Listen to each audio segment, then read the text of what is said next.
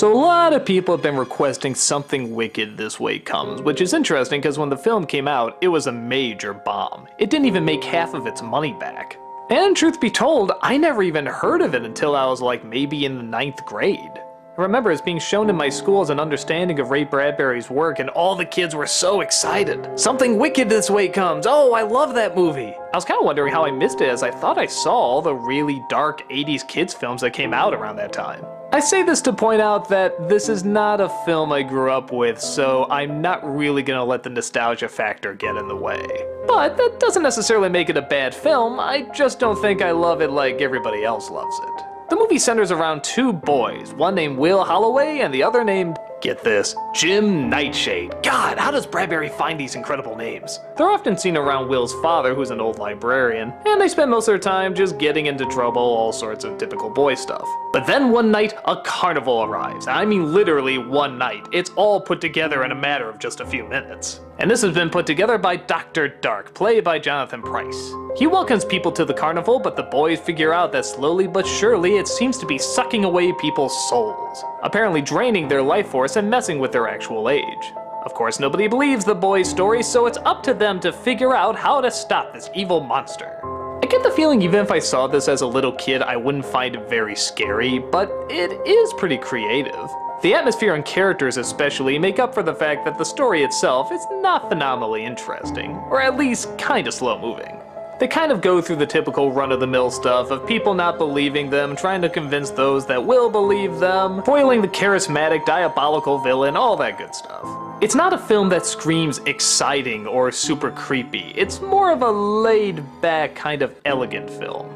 It's hard to explain, it's like the creepy stuff doesn't come out at you and say boo. It's more building up this environment that slowly is trying to get you without you necessarily even knowing it. And at the foreground of that is Jonathan Pryce, who is just perfect as the villain.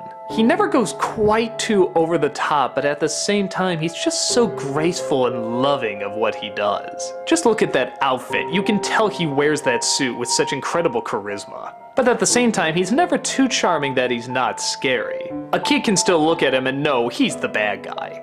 I really like Will's father in this too. You just get the feeling he's trying to make ends meet, be a good person, just do what needs to be done. But at the same time, life is starting to wear on him and he just doesn't know what to believe in anymore. This of course is a great contrast for the kids who see all sorts of fantastic things but have a hard time making the adult of the world realize it. A part of me does wish it would go a little further with its creepy imagery and disturbing thoughts. Why not get a few more monsters or go a little bit edgier? I think that's why people still talk about films like Return to Oz and Sleepy Hollow and so forth, because they did take risks. And while this one certainly has a lot of atmosphere, it doesn't really try anything that different. Okay, I don't need Monster Squad style violence, but just something to make it stand out a little bit more. But then again, maybe you could argue that's part of its charm. It's not an in-your-face movie, it's not a very obvious monster film. The journey and the build-up and the suspense maybe is what the star is supposed to be. It is a kid's film after all, and after hearing all the people that talk about and remember it, I guess it did leave a bigger impact than I imagined it probably would. It's a good film, I just don't think it's great. I think I get more sucked into the foggy shadows than I do the actual characters or story. But they still suck me in enough to want to know what's going to happen in the end.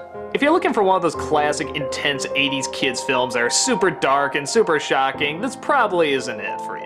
But if you're looking for something to just put on that has a lot of atmosphere and a bit of a creepy vibe, this might be more up your alley. Think something like Are You Afraid of the Dark, except a little smarter and more elegant. Check it out next Halloween and see for yourself.